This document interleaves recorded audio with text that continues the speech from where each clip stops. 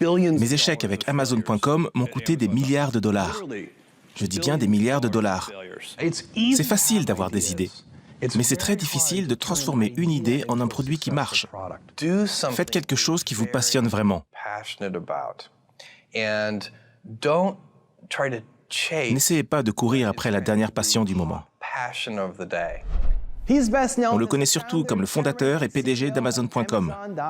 Il est aussi fondateur de Blue Origin, une société spécialisée dans les vols spatiaux habités. Il est en 2017 la personne la plus riche du monde avec une fortune estimée à 72,8 milliards de dollars. Il s'agit de Jeff Bezos. Et voici son top 10 des règles du succès, volume 2. Et pendant que vous regardez la vidéo, s'il y a quelque chose qui résonne en vous, n'hésitez pas à le mentionner en commentaire entre guillemets pour inspirer d'autres personnes. En plus, en l'écrivant, vous l'enregistrez plus efficacement dans votre esprit. C'est parti. En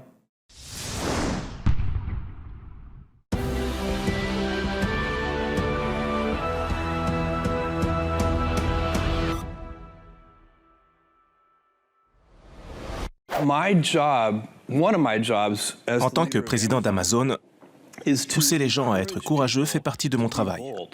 Les gens adorent se concentrer sur les choses qui ne fonctionnent pas encore. C'est dans la nature humaine, et c'est une bonne chose, parce que ce type de mécontentement peut être très utile. Mais c'est incroyablement difficile de demander aux gens de faire des paris audacieux.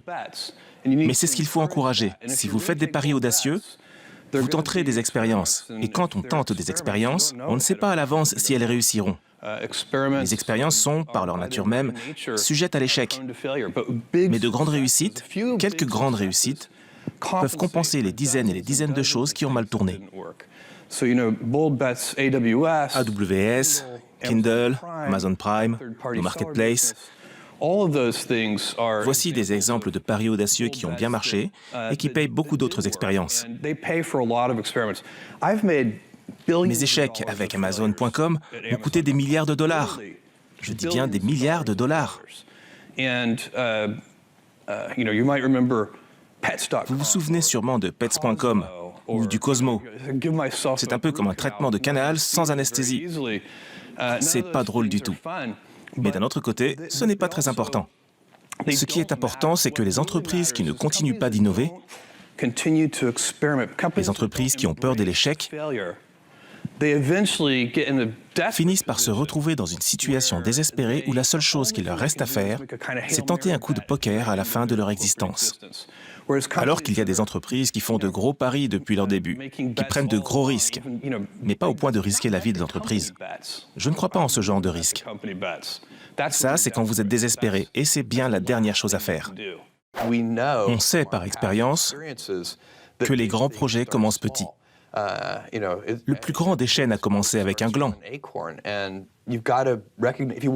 Si vous voulez faire quelque chose de nouveau, vous devez être prêt à laisser ce gland se transformer en arbrisseau, puis en arbuste. Et puis un jour, peut-être, se transformera-t-il en un business florissant. C'est d'ailleurs une devise de l'une de vos initiatives. Pardonnez ma prononciation en latin, mais gradatim ferociter. Qu'est-ce que ça veut dire pour vous?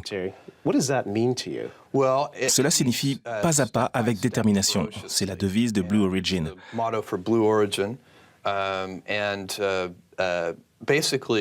En gros, ça veut dire que vous devez faire les choses pas à pas, en mettant un pied devant l'autre. Les choses prennent du temps et il n'y a pas de raccourci possible. Mais vous devez avancer avec passion et détermination. Je pense que le plus important dans la propriété intellectuelle, c'est le nom de la marque. Et je pense qu'il est très important que tous ceux qui créent une entreprise ou commercialisent une invention comprennent que la marque pour une entreprise, c'est l'équivalent de la réputation que l'on peut avoir. Et ce n'est pas facile de se faire une bonne réputation et on peut la perdre très rapidement. Donc la propriété intellectuelle la plus importante pour nous, c'est Amazon. C'est ce nom et ce qu'il représente. On a travaillé dur pour gagner cette confiance. La confiance, ça ne se demande pas. Il faut l'acquérir petit à petit, faire des promesses et tenir ces promesses. Si vous dites « on vous livre demain », alors il faut vraiment livrer le lendemain. Et si vous faites ça tout le temps, vous finissez par faire en sorte que le nom de l'entreprise soit associé à la réputation.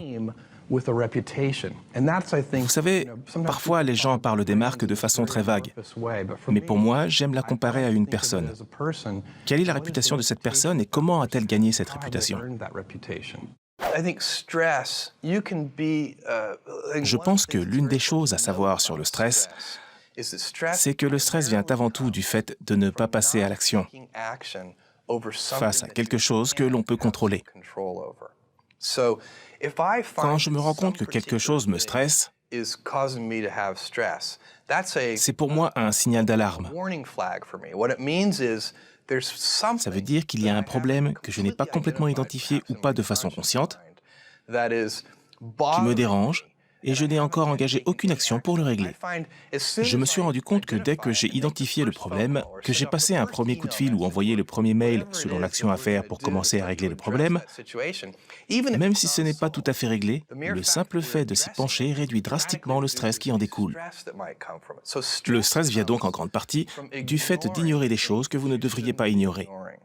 À mon goût, les gens se trompent tout le temps sur la provenance du stress. Le stress ne vient pas parce qu'il vous faut travailler dur. Par exemple, vous pouvez travailler très dur et aimer ça. Inversement, vous pouvez ne pas avoir de travail et être incroyablement stressé à cause de ça. Et de même, si vous utilisez ça en analogie avec ce dont je viens de vous parler, si vous êtes sans emploi, mais que vous passez par une approche disciplinée d'une série d'entretiens d'embauche, et que vous vous efforcez de remédier à cette situation, vous serez beaucoup moins stressé que si vous vous inquiétez et que vous ne faites rien. Si vous voulez offrir une grande expérience client, la seule solution, c'est de travailler avec des gens heureux. Vous ne pouvez pas y arriver avec des gens malheureux, qui passent leur journée à regarder leur montre. Ça inclut donc l'équilibre travail-famille. Oui, chaque année, je donne 3 cours d'entrepreneuriat chez Amazon. Ça fait partie d'un programme plus grand, mais je n'interviens que pour une session. Et je parle toujours de l'équilibre travail-famille, même si je préfère le terme harmonie travail-famille plutôt qu'équilibre. Parce que pour moi, l'équilibre implique un échange strict. Alors que quand je suis heureux au travail, je rentre à la maison avec plus d'énergie, je suis un meilleur mari et un meilleur père. Et quand je suis heureux à la maison, je deviens un meilleur patron et un meilleur collègue. Vous pouvez être sans emploi et avoir un équilibre travail-famille déplorable. Même si vous avez tout le temps qu'il vous faut, vous pouvez vous sentir malheureux et sans énergie. Donc il faut trouver cette harmonie. C'est un bien meilleur mot. Et je crois que pour la plupart des gens, c'est une question de sens. Les gens veulent savoir qu'ils font quelque chose d'intéressant et d'utile. Et nous, à cause des défis que nous nous sommes imposés, nous travaillons dans le futur, et c'est super fun de travailler dans le futur pour un certain type de personnes. C'est facile d'avoir des idées, mais c'est très difficile de transformer une idée en un produit qui marche. Il y a beaucoup d'étapes entre les deux. Il faut de la persévérance et de l'acharnement.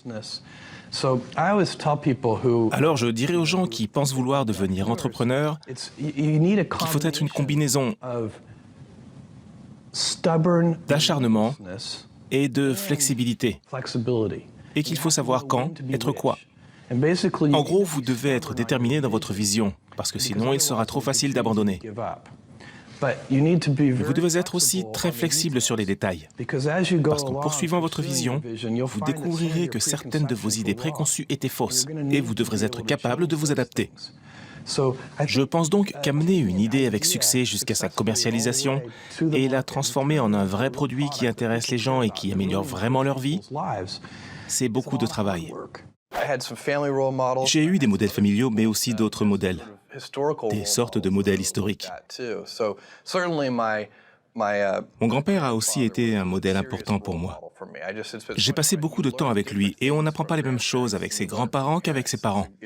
J'encourage tout le monde à essayer de passer du temps non seulement avec ses parents, mais aussi avec ses grands-parents.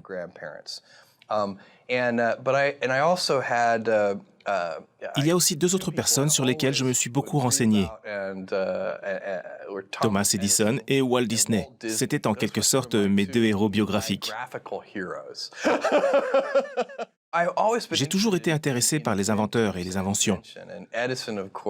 Et Edison, bien sûr, pour les enfants, mais aussi certainement pour les adultes. En tout cas, moi, je ressens toujours la même chose. Ce n'est pas qu'un symbole, c'est aussi un fait. C'était un incroyable inventeur.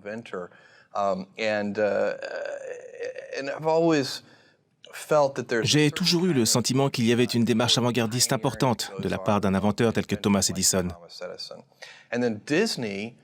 Et pour Disney, c'est un peu différent. C'est aussi un vrai pionnier, un inventeur qui innovait. Mais pour moi, il avait cette incroyable capacité à créer une vision qu'il pouvait partager à de nombreuses personnes. Parce que pour inventer ce que Disney a inventé, comme Disneyland et ce genre de parc à thème, il fallait avoir une vision que tout seul, il n'aurait pu concrétiser. Contrairement à beaucoup de choses sur lesquelles Edison a travaillé. Walt Disney a vraiment réussi à faire travailler de grandes équipes dans une direction commune. Je ne sais plus en quelle année exactement, mais c'est quand j'étais à l'université que j'ai commencé à penser à vouloir devenir entrepreneur un jour. Je n'étais donc pas le gamin avec le stand de limonade. Je n'étais pas un de ces gamins qui essaient toujours de collecter des fonds. Quand j'étais petit, j'ai toujours voulu être un scientifique. Mais j'ai aussi toujours aimé les ordinateurs. J'ai eu de la chance parce qu'à mon âge, il était inhabituel d'avoir accès à un gros ordinateur central dans une école primaire alors que j'étais en CM1. Et j'ai rapidement appris qu'il y avait un jeu Star Trek sur cet ordinateur. Et je n'ai donc jamais fait autre chose que jouer à Star Trek sur cet ordinateur. Donc je ne sais pas à quel point cela m'a été utile, mais ça m'a aidé considérablement dans mes connaissances sur Star Trek. Et depuis, j'ai toujours aimé les ordinateurs. À l'université, j'ai commencé à m'intéresser à ceux qui mettaient en place des systèmes de livraison de pizza sur le campus. C'était le noyau dur des entrepreneurs et j'ai trouvé que tout ça avait l'air vraiment amusant. Il est très rare qu'une idée puisse être menée à terme de façon individuelle. Presque tout ce qui va changer le monde, résoudre un problème ou améliorer quelque chose, toutes ces choses demandent de gros efforts. Il faut des équipes qui travaillent ensemble pour réaliser quelque chose d'important. Et c'est un peu ça l'histoire d'Amazon.com. À chaque étape de notre évolution, il y a eu des équipes pour que tout ça fonctionne. Même à plus petite échelle, il faut trouver le moyen de se faire aider par vos amis, par les membres de votre famille et ceux que vous pouvez embaucher au tout début. Je crois que sans ça, ça n'aurait pas pu marcher. Faites quelque chose qui vous passionne vraiment. N'essayez pas de courir après ce qui ressemble à la dernière passion du moment. On a déjà vu ça, et on le voit partout dans des contextes différents. On l'a vu aussi un peu dans le domaine de l'Internet, ou au sommet de l'Internet Mania, disons en 1999. On a vu des gens qui étaient très passionnés quitter leur boulot pour décider de faire quelque chose sur Internet. C'était un peu la ruée vers l'or, comme en 1849. Si vous étudiez l'histoire de ce qui s'est passé en 1849, vous verrez qu'à cette époque, tous ceux qui étaient à un jet de pierre de la Californie cherchaient de l'or. S'ils étaient, disons, médecins, ils quittaient leur emploi de médecin pour commencer à chercher de l'or.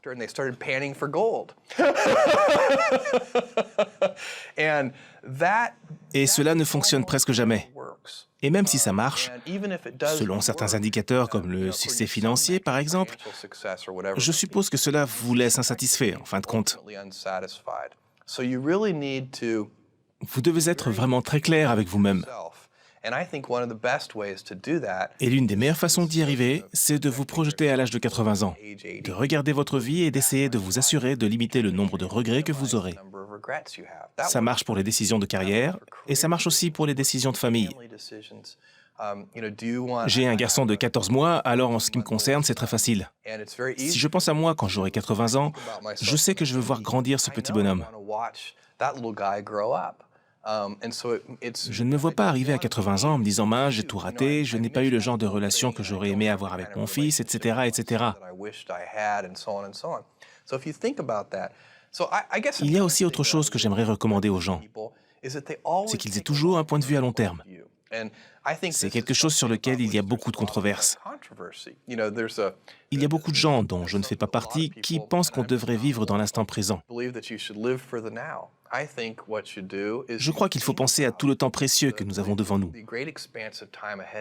et essayer de le planifier de sorte d'en être ultimement satisfait. Ce n'est que ma façon de voir les choses et elle fonctionne pour moi. Chacun doit essayer de trouver ce qui lui convient. De nombreux chemins mènent à la réussite. À vous de trouver celui qui vous convient le mieux. Merci d'avoir regardé cette vidéo.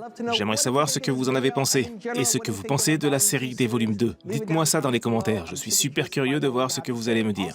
J'aimerais aussi savoir ce que vous avez retenu de cette vidéo. Qu'avez-vous appris grâce à Jeff? Quels extraits vous touchent le plus? Et qu'allez-vous immédiatement appliquer à votre vie ou à votre business? S'il vous plaît, dites-le moi en commentaire pour participer à la discussion. Et enfin, j'aimerais faire une petite dédicace à Caroline Owens. Merci beaucoup, Caroline, d'avoir acheté une copie de mon livre You One Word et d'en avoir posté une photo sur Twitter. Ça me touche beaucoup et j'espère que tu as apprécié ta lecture. Merci encore d'avoir regardé cette vidéo. Je crois en vous, j'espère que vous continuerez à croire en vous et quel que soit votre mot d'ordre dans la vie, je vous adore et je vous dis à bientôt.